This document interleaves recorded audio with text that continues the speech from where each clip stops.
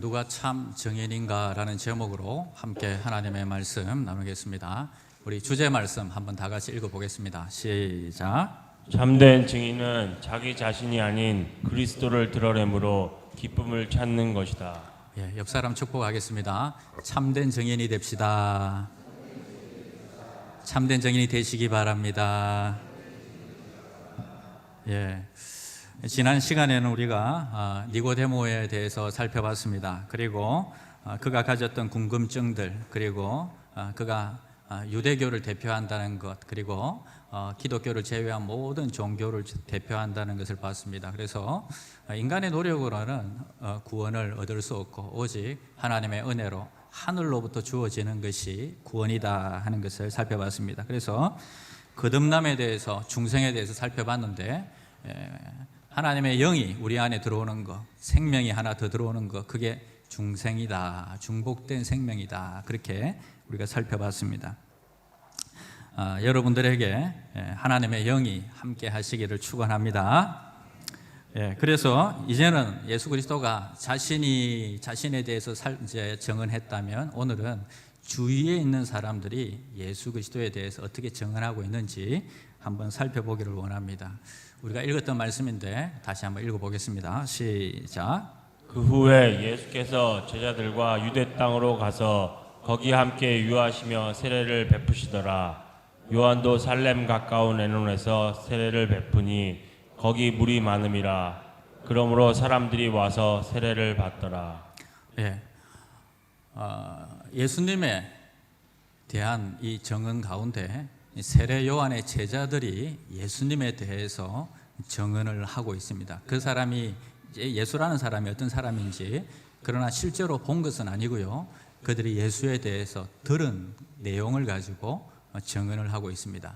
근데 예수에 대해서 증언하면서, 아니 우리 세례 요한, 우리 스승님도 세례를 베푸시는데 저 사람이 갑자기 와서 세례를 받더니 그 다음부터 요 가까운 데에서 세례를 베푼다는 거예요. 쉽게 말해서 우리가 교회를 이렇게 아름답게 이렇게 짓고 여기서 예배를 드리고 있는데 어떤 사람이 요 바로 옆에다 가까운 데다가 교회를 갖다가 개척했다는 거예요. 이게 진짜 어떻게 된 거예요? 이러면서 이런 마음이 있는 거예요. 자, 그러면서 26절 한번 읽어보겠습니다. 시작. 그들이 요한에게 가서 이르되 랍비여, 선생님과 함께 요단강 저편에 있던 이 곧 선생님이 증언하시던 이가 세례를 베풀매 사람이 다 그에게로 가더이다. 거기에다 한 가지 더 해가지고 세례를 베푸는 것, 가까운 데서 세례를 베푸는 것도 마음이 별론데 그 사람에게 사람들이 다 몰려서 인기가 막 폭발해서 수많은 사람들이 그에게 가고 있다, 이렇게 이야기하고 있습니다. 근데 여러분, 이 증언을 들었을 때 지금 이 말을 하고 있는 세례 요한의 제자들이 기쁜 마음으로 하고 있을까요? 아니면 조금 불쾌한 마음으로 지금 하고 있을까요? 1번 기쁜 마음, 2번 불쾌한 마음, 3번은 또 뭡니까? 약간 여러분들이 보시기에 뭔가 좀 불쾌한 마음으로 이야기를 하고 있죠. 예수님에 대해서 증언하고 있는데 좀 불편한 마음으로 사람들이 다 그에게 가고 이게 뭐 좀 잘못됐다는 그런 마음으로 이야기하고 있습니다.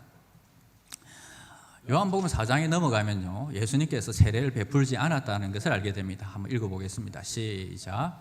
예수께서 제자를 삼고 세례를 베푸시는 것이 요한보다 많다 하는 말을 바리새인들이 들은 줄을 주께서 아신지라. 예수께서 친히 세례를 베푸신 것이 아니요 제자들이 베푼 것이라. 예수님께서 세례를 베푼 게 아니라 그들이 이제 본 걸 이야기한 게 아니에요. 들은 얘기를 갖다 했는데, 예수께서 세례를 베푸니까 사람들이 많이 몰렸다 했는데 실제로는 예수님이 세례를 베푸는 것을 본 사람은 없습니다. 그게 아니라 누가 베풀었어요? 제자들이 베풀었고 그것을 갖다가 들은 거예요. 그런데 예수님께서 제자 훈련을 얼마나 잘 시키셨길래 요한이 세례를 베푸는 것보다 예수님의 제자들이 세례를 베푸는 게 더 이게 인기가 있어서 더 많은 사람들이 몰렸다니까, 어떻게 따지면 이게 세례 요한에게는 더 자존심 상하는 거 아니겠습니까? 그래서 제자들이 세례를 베푼 것을, 그리고 요한보다 더 많은 사람들이 몰려간 것을 이야기하고 있습니다. 자, 그리고 그뿐만 아니었습니다. 한번 읽어보겠습니다. 시작. 또 이튿날 요한이 자기 제자 중 두 사람과 함께 섰다가 예수의 건의심을 보고 말하되 보라 하나님의 어린 양이로다. 두 제자가 그의 말을 듣고 예수를 따르거늘. 네. 요한의 제자 가운데서 이 세례 요한이 하는 얘기를 듣고 하나님의 어린 양이다 이 말을 듣고 두 제자가 예수님을 갖다가 따르겠다고 예수님을 쫓은 거예요. 자기들이 생각하기에는 원조가 아니라고 생각한 거예요. 우리를 흉내 내가지고 이곳에서 가까운 데서 지금 세례를 주고 있다. 그리고 제자들이 또 지금 두 명이나 중요한 제자들이 예수님에게 갔다. 그리고 사람들이 한꺼번에 몰리고 있다. 가까운 곳에서 세례를 주고 있다. 이런 모든 종합적인 내용들을 생각해 봤을 때 아마 이 요한의 제자들은 이 예수님에 대한 정언이 부정적이고 이거는 좀 잘못되지 않았나 이런 마음들을 가지고 있었던 것 같습니다. 우리도 별로 다르지 않는 것 같아요. 요한의 제자들이 너무 속이 좁은 것 같아 이렇게 하지만 우리 자신을 한번 돌아보면요, 여러분 하나님의 일이 막 부흥하고 있는데 그 주인공이 내가 주체가 돼서 한 게 아니라 다른 사람이 주체가 되어가지고 그 일을 막 했는데 하나님의 일이 막 부흥되고 막 놀라운 일들이 일어난 거예요. 그러면 마음이 어떻겠습니까? 마음이 편하시겠어요? 아니면 할렐루야 박수 쳐주면서 격려하겠습니까? 쉽지 않다는 것입니다. 우리도 똑같이 왜 이런 생각을 하고 있을까요? 왜 하나님의 일을 하고 있는데 내가 하는 게 아니라 다른 사람이 그 일을 했을 때 너무너무 잘 되고 막 부흥되고 역사가 일어나고 하면 그게 그냥 세속적인 말로 배가 아프고 속이 편하지 않고 밥 먹은 게 소화가 안 되고 왜 그럴까요? 그것은 어쩌면 우리 안에서 하나님의 일을 너무너무 열심히 하고 잘하고 싶은 마음이 있어요. 그리고 내가 그것을 열심히 하고 싶은 마음이 있어요. 근데 또 다른 마음이 있어요. 또 영혼을 사랑하고 다른 사람을 격려해서 그 사람들이 또 하나님의 일을 하도록 그런 배려하는 마음이 있는데 그것보다 내가 더 열심히 하고 하나님 앞에 칭찬 듣고 싶은 마음이 있기 때문에 그런 게 아닐까요? 그래서 내가 주인공이 되고 내가 주님의 사랑을 독차지하고 싶고 이런 마음이 있어서 그런 것이 아니겠습니까? 아마 그런 것 같아요. 이제 새신자들이 이렇게 오고 이러면요, 그들도 뭔가를 갖다가 이제 막 하고 싶어요. 근데 그들이 뭔가 하려고 나서면 어때요, 여러분? 아이고, 새신자가 이제 가만히 있지, 설치네, 이런 마음을 우리가 이야기할 수도 있고, 아니면, 아이고, 우리가 못하는데 그래도 새신자들이 이걸 해주니까 너무너무 감사하네, 이라고 격려해주고, 잘해라고 도와줄 수도 있고. 근데 이 마음들이 우리 안에 복잡하게 있으면서 어쩌면 세례 요한의 제자들 같은 마음으로 우리는 이 사역들을 감당할 때가 많이 있다는 것입니다. 저도 그런 마음들이 참 많았던 거예요. 돌아보면 설교를 어제 준비하면서 생각드는 게 다른 교회가 이렇게 부흥된다는 소리를 들으면 별로 기분이 좋지가 않아요. 그 교회 막 요즘 막 부흥된다 이러면 속이 좀 상하고 왜 우리가 뭐가 문제지? 우리는 왜 이렇지? 이런 마음이 들어요. 근데 하나님께서 이런 마음을 주시는 거예요. 그 교회도 주인이 누구냐 하는 거예요. 주님이시지요. 그 교회가 지금 뭐 하고 있지? 예배드리고 전도하고 있죠. 근데 네가 왜 속이 상하고 가슴이 아프고 배가 아프냐? 하나님의 일이 잘 되고 있는데. 그러니까 여러분 내 마음속에 너무 죄송한 거예요. 그러니까 멀리 있는 선교사님을 위해서 우리가 기도하는 거는요 너무너무 쉬운데 바로 옆에 있는 인근에 있는 교회를 위해서 우리가 기도하는 거는요 너무 어렵다는 거예요. 왜일까요? 그게 경쟁의식에서 나온 걸까요? 아니면 질투에서 나온 걸까요? 하나님께서는요 이 말씀을 보게 하시면서 우리 속에 있는 것들을 갖다가 드러나게 하시는데 우리가 이 집중하고 있는 일들이 어쩌면 우리 중심적으로 하고 있지 하나님 중심적으로 하고 있는 게 아니다 하는 것을 우리가 깨닫게 하는 것입니다. 자, 또 다른 시각이 있습니다. 바로 세례 요한이 그들에 대해서 예수에 대해서 증언하는 내용입니다. 한번 읽어보겠습니다. 시작. 요한이 또 증언하여 이르되 내가 보매 성령이 비둘기같이 하늘부터 내려와서 그의 위에 머물렀더라. 나도 그를 알지 못하였으나 나를 보내어 물로 세례를 주라 하신 그이가 나에게 말씀하시되 성령이 내려서 누구 위에든지 머무는 것을 보거든 그가 곧 성령으로 세례를 베푸는 이인 줄 알라 하셨기에. 하나님께서 세례 요한을 불러서 그에게 사역을 맡겨주신 것은 분명합니다. 그리고 성령께서 지시하여 주셔서 그 사역들을 감당했습니다. 근데 성령께서 알려주시기를 네가 세례를 어떤 사람에게 줄 때 성령이 그 위에 임하면 그 사람이 바로 그리스도다, 메시아다 하는 것을 가르쳐 주셨어요. 근데 정말 예수 그리스도가 자기에게 세례를 받을 때 성령이 그 위에 임합니다. 성령이 임하는 것을 봤어요. 성령을 통해서 본 예수 그리스도에 대한 요한의 증언이 어떻게 나오는지 한번 보겠습니다. 34절 시작. 내가 보고 그가 하나님의 아들이심을 증언하였노라 하니라. 물론 예수 그리스도에 대해서 성령이 임하는 자가 하나님의 아들이다, 그리고 그가 하나님의 어린 양이다 알려주셨지만 그것을 직접 성령으로 체험하고 본 바로 이 세례 요한은 예수 그리스도가 하나님의 아들로서 증언하고 있습니다. 그뿐만 아닙니다. 27절도 한번 읽어보겠습니다. 시작. 요한이 대답하여 이르되 만일 하늘에서 주신 바 아니면 사람이 아무것도 받을 수 없느니라. 하늘로부터 모든 것을 받았다 하는데 이 하늘로부터 받은 주체가 여러분 누구일까요? 세례 요한일까요? 예수님일까요? 예수님이 하늘로부터 모든 것을 받았다는 말일까요? 아니면 세례 요한이 하늘로부터 모든 것을 받았다는 것일까요? 둘 다입니다.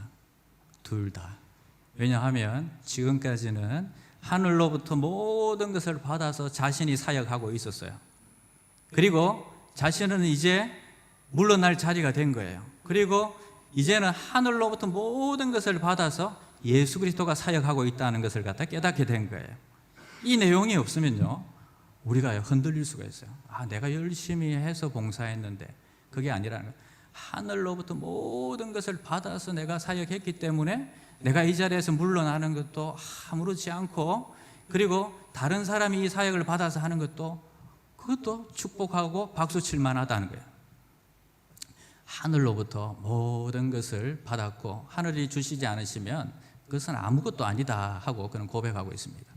28절 시작. 내가 말한 바 나는 그리스도가 아니요 그의 앞에 보내심을 받은 자라고 한 것을 증언할 자는 너희니라. 자신의 정체성을 정확하게 알고 있습니다. 나는 그리스도가 아니다. 그리고 나는 그를 그냥 소개하는 역할일 뿐이다. 그냥 앞에 와서 예수 그리스도의 길을 예비하는 역할일 뿐이다 하고 그는 정직하게 고백하고 있습니다. 29절 한번 읽어보겠습니다. 시작. 신부를 취하는 자는 신랑이나 서서 신랑의 음성을 듣는 친구가 크게 기뻐하나니 나는 이러한 기쁨으로 충만하였노라. 자, 신부는 누구입니까? 신부는 바로 우리 성도들 그리고 교회를 말하고 있습니다.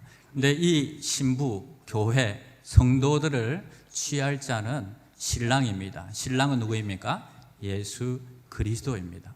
그래서 예수 그리스도의 음성을 듣고 그 친구가 기뻐한다 했을 때 이 친구는 누굽니까? 신랑의 친구는 바로 세례 요한입니다. 나는 신랑이 아니라 나는 친구에 불과하고 그냥 들러리를 하고 그를 인도하고 도와주는 역할을 할 뿐이다, 이렇게 이야기하면서 이제 자신이 신랑이 아니라고 하죠.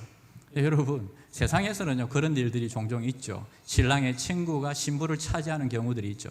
그러나 그런 일은 일어날 수 없는 일입니다. 뭐라고 하는가 하면 나는 신랑이 아니라 바로 신랑의 친구이고 그를 도와주는 조력자의 역할을 할 뿐이다, 조연의 역할을 할 뿐이다 하고 이야기를 하고 있습니다. 마지막으로 그는 이렇게 고백합니다. 시작. 그는 흥하여야 하겠고 나는 쇠하여야 하리라 하니라. 내가 낮아지고 오히려 예수님이 높아지는 그것이 옳은 일이다. 그가 흥하고 나는 쇠하여야 한다. 그는 이렇게 고백하고 있습니다. 내가 안 죽고 소리를 계속 내고 있으면 시끄러운 거죠. 그러나 내가 조용하면 예수 그리스도가 드러나고 그리고 그것을 통해서 하나님의 영광을 받으신다는 것입니다. 그러면서 그의 모든 이 증언들을 통해서 예수 그리스도가 하나님의 아들이시고 하나님의 어린 양임을 그는 증명해 보이고 있었던 것입니다.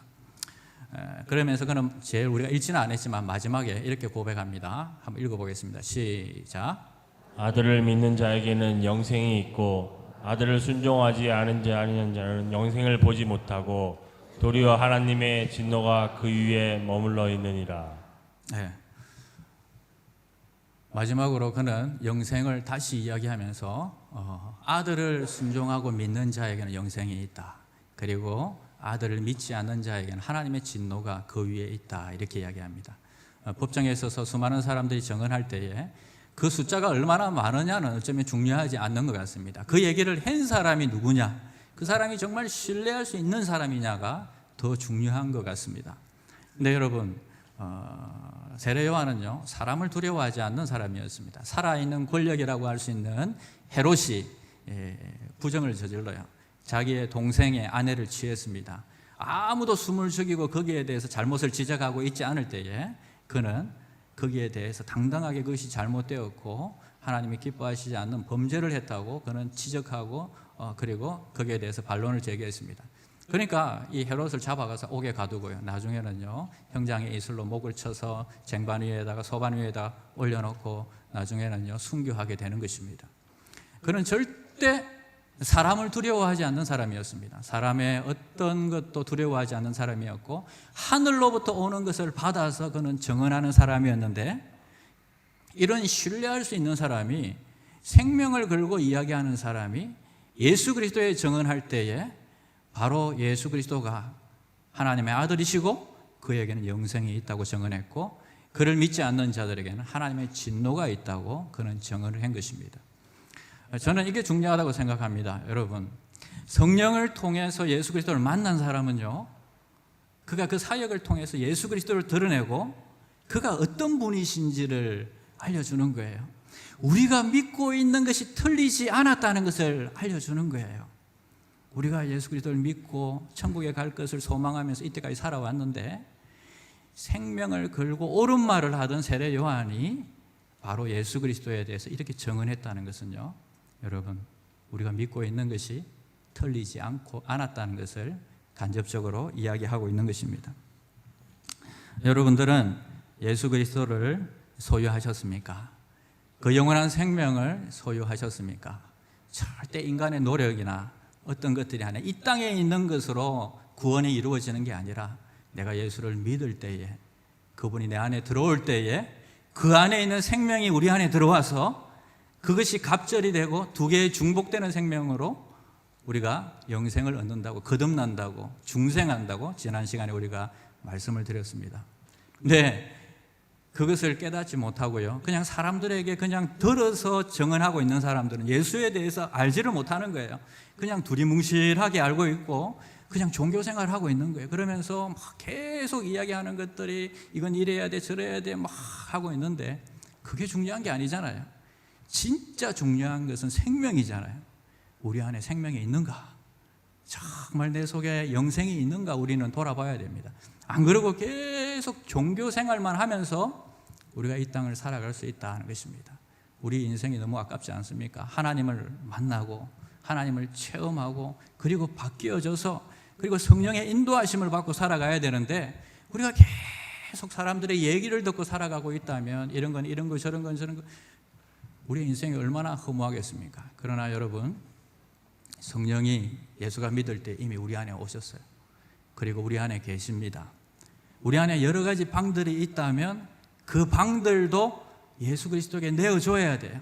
근데 제가 오늘 여러분들한테 이야기하고 싶은 것은, 어쩌면 이게 이 방 안에 질투라는 것과 그 다음에 고집 이런 것들이요, 뭐 많이 들어있는 것 같아요. 근데 이 방도 예수 그리스도 앞에 우리가 내어드리면 그분이 들어오셔서 깨끗하게 소재하시고 정리하시고 청소해 주신다는 것입니다. 그 마음의 방을 여러분 내어드리지 않겠습니까? 성령께서 여러분들의 마음을 깨끗하게 치료하기를 원하지 않으십니까? 목사의 마음 속에도요, 좀 가까이 있는 교회가 부흥되기보다는 우리 교회가 좀 부흥됐으면 좋겠다는 마음이 있었어요. 근데 제 기도 제목이 바뀌었어요. 하나님, 바로 저 옆에 있는 교회가 부흥되게 하여 주시옵소서. 앉을 자리가 없게 하여 주시옵소서. 차고 넘쳐가지고 정말 앉을 데가 없으면 그분들은 좀 우리 교회 좀 보내주십시오. 우리 자신을 위해서 기도하는 게 아니라 여러분, 우리의 시각이 하나님의 시각에서 정말 하나님의 일을 보면서 우리가 기도해야 하지 않을까요? 오늘 이 찬양을 드렸으면 좋겠습니다. 우리가 지금까지는 내가 나의 기쁨을 추구했다면 이제는 주님의 기쁨을 추구하면서 살았으면 좋겠습니다. 찬양을 하기 전에 이 말을 한번 나누고 싶습니다. 설교는 온통 예수 그리스도로 가득하면서 사역은 자기 중심적으로 한다면 애석한 일입니다.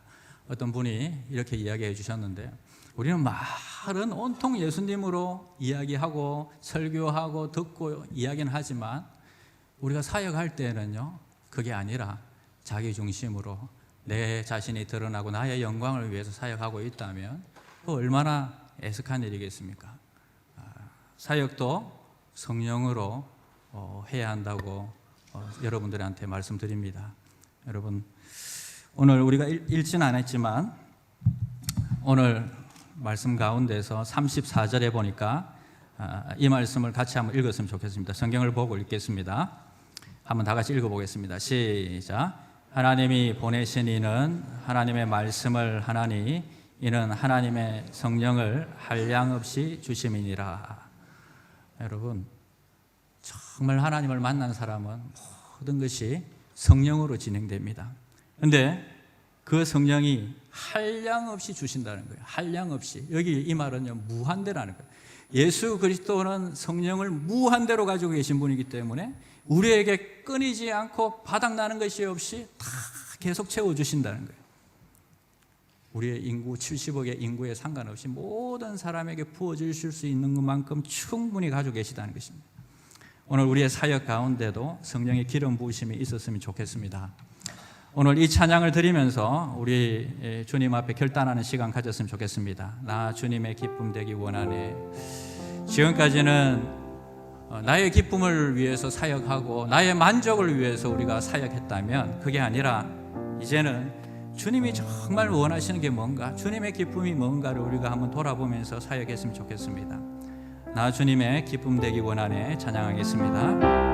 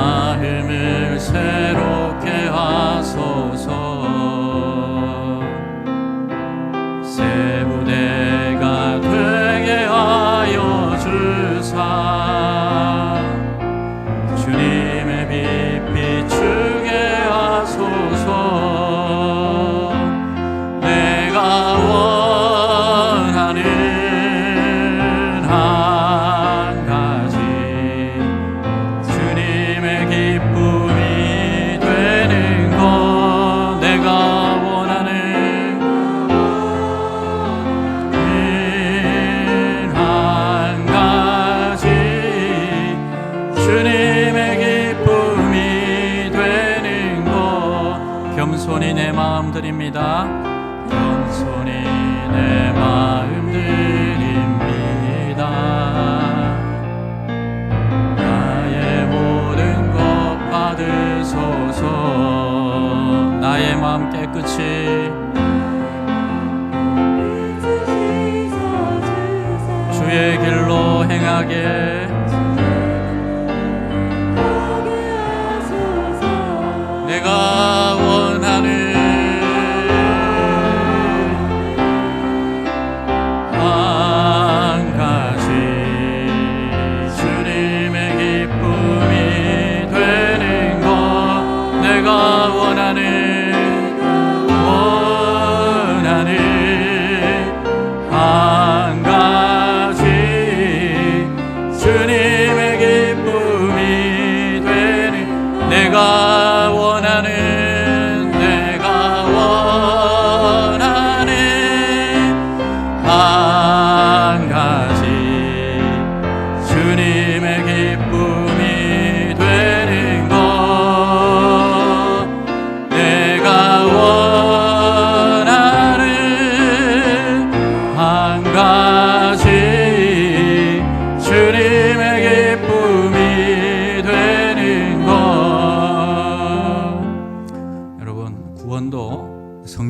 것입니다. 우리가 구원을 성령으로 이렇게 우리 마음속에 믿을 수 있는 마음들을 주셨다면 성령께서는 이미 여러분들의 마음속에 오셔서 일하실 때에도 함께 일하시길 원하십니다. 근데 우리의 의지로 내 뜻으로 자꾸 한다면 부딪힐 수밖에 없고 열매도 없고 그냥 먼지만 날리는 사역일 것입니다. 나의 기쁨을 위해서 사역하는 게 아니라 주님의 기쁨을 위해서 사역하는 자들이 되어야 되겠습니다. 하나님을 제대로 만나지 않으니까 그냥 들어서 예수 그리스도를 알게 되니까 그들은 그 사역 가운데 오히려 주님을 비방하고 주님을 대적하고 있는 것을 볼 수 있습니다. 그러나 우리 사역 가운데 정말 예수 그리스도의 성령으로 영으로 우리가 사역할 수 있다면 그게 잘 되든지 못 되든지 하나님께서 기뻐하시는 사역이 아니겠습니까? 우리에게 원하는 한 가지가 있다면 나의 기쁨이 아니라 주님의 기쁨이 되는 것일 것입니다. 오늘 우리가 이 말씀을 생각하면서 우리 속에 있는 나의 의지가 아니라 성령께 우리가 순종하며 나아가게 해달라고 사역까지도 성령에게 우리가 붙잡힌 바 되어서 사역하게 해달라고 우리 속에 있는 그 마음의 방들이 아직까지 정리되지 않은 방들이 있다면 성령께서 깨끗하게 정리해 달라고 우리 다 같이 기도하겠습니다. 하나님 주님 아버지 우리 속에 있는 아버지 하나님이여 드러나지 않는 이 것들 감추어져 있는 이 악한 것들 아버지 다 정리되기를 원합니다. 우리가 감추고 있을 뿐이지만 우리의 죄성들이 아버지 하나님이여 우리의 사역을 가로막고 주여 아버지 하나님이여 주님 앞에 나아가는 것들을 방해할 때가 너무나 많이 있습니다. 하나님 나의 기쁨을 위해서 아버지 사역하는 것이 아니라 이 사역조차도 아버지 하나님이여 주님의 기쁨을 위해서 주님의 목적으로 우리가 사역할 수 있도록 축복하여 주시옵소서. 하나님 우리가 아버지 하나님의 성령으로 사역하지 않았습니다. 성령으로 사역하지 않았습니다. 그분에게 여쭙고 아버지 하나님의 그분이 주시는 힘과 능력으로 사역하지 않았습니다. 주여 이제는 아버지 하나님 당신의 힘으로 당신의 능력으로 이 사역을 감당할 수 있도록 주여 축복하여 주시옵소서.